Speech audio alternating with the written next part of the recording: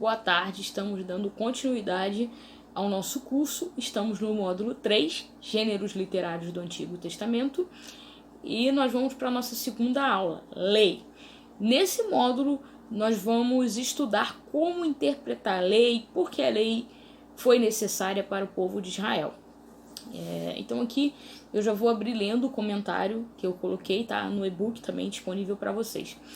A lei provavelmente dá a impressão de ser um assunto bem maçante para a maioria dos leitores, porque nós entendemos que Cristo cumpriu toda a lei. E existem muitos pastores e até teólogos que acham que a lei não tem importância para os dias atuais. Cristo cumpriu toda a lei e era necessário porque Deus instituiu a lei até mesmo para proteger o povo de Israel da contaminação espiritual, para que o povo de Israel não se contaminasse seguindo outros deuses como os outros povos pagãos faziam. Eles adoravam a deuses estranhos. Então a lei foi necessária, um dos motivos foi esse. A lei foi necessária para o povo de Israel e Cristo cumpriu toda a lei, ele foi o homem perfeito. E o que nós vamos tratar aqui sobre a lei? Nós vamos tratar das narrativas dentro do contexto. Então, qual é o contexto maior da lei? O ambiente dela. Existem 4 coleções principais de leis. Os 10 mandamentos e o Código da Aliança, o Código Deuteronômico, o Código de Santidade e o Código Sacerdotal. De uma maneira mais importante, as leis indicaram o caminho para ensinar Israel através da obediência. Esse era o objetivo da lei, ensinar Israel através da obediência, para desfrutar das bênçãos completas de Deus.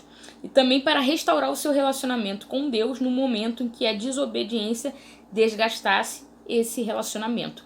Eu quero convidar vocês para que nós possamos fazer uma leitura do texto Êxodo capítulo 20. Vamos falar sobre os 10 mandamentos, ok? A minha versão é Almeida, Revista e Atualizada. Êxodo capítulo 20, os 10 mandamentos. A nossa passagem paralela, que também aborda esse mesmo tema, se encontra em Deuteronômio capítulo 5, do verso 1 ao verso 21. Então falou Deus todas essas palavras: Eu sou o Senhor teu Deus, que te tirei da terra do Egito, da casa da servidão. Não terás outros deuses diante de mim. Não farás para ti imagem de escultura, nem semelhança alguma do que há em cima nos céus, nem embaixo na terra, nem nas águas debaixo da terra. Não as adorarás, nem lhes darás culto, porque eu sou o Senhor, teu Deus, Deus zeloso, que visito a iniquidade dos pais nos filhos, até a 3ª e 4ª geração daqueles que me aborrecem, e faço misericórdia até 1000 gerações daqueles que me amam e guardam os meus mandamentos. Não tomarás o nome do Senhor, teu Deus, em vão, porque o Senhor não terá por inocente o que tomar o seu nome em vão. Lembra-te do dia de sábado para o santificar. 6 dias trabalharás e farás toda a tua obra. Mas o 7º dia é o sábado do Senhor teu Deus. Não farás nenhum trabalho, nem tu, nem o teu filho, nem a tua filha, nem o teu servo, nem a tua serva, nem o teu animal, nem o forasteiro das tuas portas para dentro. Porque em 6 dias fez o Senhor os céus e a terra, o mar e tudo que neles há. E ao 7º dia descansou. Por isso o Senhor abençoou o dia de sábado e o santificou. Honra teu pai e tua mãe, para que se prolonguem os teus dias na terra, que o Senhor teu Deus te dá. Não matarás, não adulterarás, não furtarás, não tirarás falso testemunho contra o teu próximo. Não cobiçarás a casa do teu próximo, não cobiçarás a mulher do teu próximo, nem o seu servo, nem a sua serva, nem o seu boi, nem o seu jumento, nem coisa alguma que pertença ao teu próximo.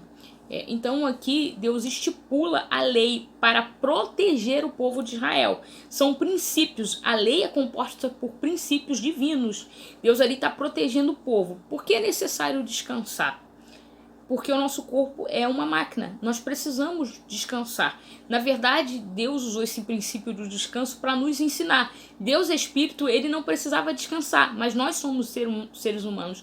Nós temos um corpo e nosso corpo, a nossa matéria, ela envelhece se nós não dormirmos bem à noite. Nós precisamos descansar. Então, esse é um princípio que Deus deixou para nós. Não matar, não tirar a vida do próximo. Nós não podemos ferir, tirar a vida do outro gratuitamente. Não podemos adulterar. E Jesus falou no Novo Testamento, se referindo a essa passagem, que o adultério ele é cometido não somente o ato em si, mas o pensamento. Quando uma pessoa tem um compromisso e deseja aquela pessoa que não é aquela com qual ela tem compromisso. Não furtar. Nós não podemos arrancar do próximo o que não nos pertence, não falar falso testemunho, difamar, fazer fofoca. Não podemos cobiçar aquilo que o nosso próximo tem. Então, esse é um resumo breve dos 10 mandamentos. Esses 10 mandamentos fazem parte do Código da Aliança. Esse código ele vai de Êxodo capítulo 20 até Êxodo capítulo 23.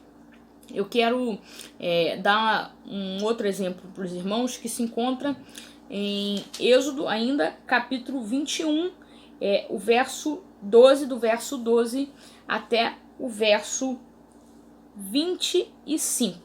Nós vamos falar sobre a lei casuística, ou lei de casos. Eu vou ler o texto e depois eu vou falar sobre a definição com vocês. Vamos lá. Leis acerca da violência. Quem ferir o outro de modo que este morra, também será morto. Porém, se não lhe armou ciladas, mas Deus lhe permitiu que caísse em suas mãos, então designarei um lugar para onde ele fugirá. Se alguém vier maliciosamente contra o próximo, matando a traição, tirá-lo-ás até mesmo do meu altar, para que morra. Quem ferir seu pai ou sua mãe será morto. O que raptar alguém e o vender ou for achado na sua mão será morto. Quem amaldiçoar seu pai ou sua mãe será morto. Se 2 brigarem, ferindo um ao outro com pedra ou com punho, e o ferido não morrer, mas cair de cama, se ele tornar a levantar-se e andar fora, apoiado ou ao seu bordão, então será absolvido aquele que o feriu. Somente lhe pagará o tempo que perdeu e o fará curar-se totalmente. Se alguém ferir com bordão seu escravo ou sua escrava, e o ferido morrer debaixo da sua mão, será punido. Porém, se ele sobreviver por 1 dia ou 2, não será punido, porque é dinheiro seu. Se homens brigarem e ferirem mulher grávida, e forem causa de que aborte, porém sem maior dano, aquele que feriu será obrigado a indenizar, segundo o que lhe exigiu o marido da mulher, e pagará como os juízes lhe determinarem. Mas se houver dano grave, então darás vida por vida, olho por olho, dente por dente, mão por mão, pé por pé, queimadura por queimadura, ferimento por ferimento, golpe por golpe. Vou ler só até esse versículo. Esse é um exemplo está contido aqui no texto, versículo 18 e o versículo 19, de lei casuística. O que é a lei casuística? É uma lei que ela tem um princípio. Qual é o princípio? Aquele que está fazendo algo será retribuído conforme ele fez. Eu até coloquei aqui uma relação de condição e pena. O exemplo tá aqui. Se dois homens brigarem, versículo 18, um ao outro com pedra ou com punho, e o ferido não morrer, mas cai de cama, se ele tornar a levantar-se e andar fora, apoiado ou ao seu bordão, então será absolvido aquele que o feriu. Somente lhe pagará o tempo que perdeu e o fará curar-se totalmente. Então, a pena está condicionada àquilo que foi feito de acordo com essa lei. Então, o nome dessa lei é lei casuística. Eu até coloquei a observação aqui, eu vou ler aqui. Ao firmar tanto a condição quanto a pena, a precisão legal cuida daquilo que foi definido, daquilo que foi definido. A semelhança da forma e até certo ponto do conteúdo da lei casuística israelita com a lei do Antigo Oriente Médio sugere que as raízes desse gênero vêm de antes da entrada de Israel nesse cenário histórico. Outros povos já tinham outras leis. Então, a lei que Deus estipula para o povo de Israel tem um certo embasamento em outras leis. Só que a lei que Deus instituiu para o povo de Israel é uma lei correta moralmente. Então, de acordo com o que a pessoa faz ao outro, ela vai receber. Por isso a lei tem a sua condição e a sua pena. E esse tipo de lei é chamado de lei casuística ou lei de casos. Cada caso é um caso e deve ser analisado. Eu quero dar um outro exemplo aqui prático de como o Deus de Israel, que nós lemos na tradução Javé ou Yavé, é superior a outros deuses. O exemplo se encontra em Deuteronômio capítulo 4, verso 5 e verso 8. Vamos lá. Deuteronômio 4, verso 5 e verso 8.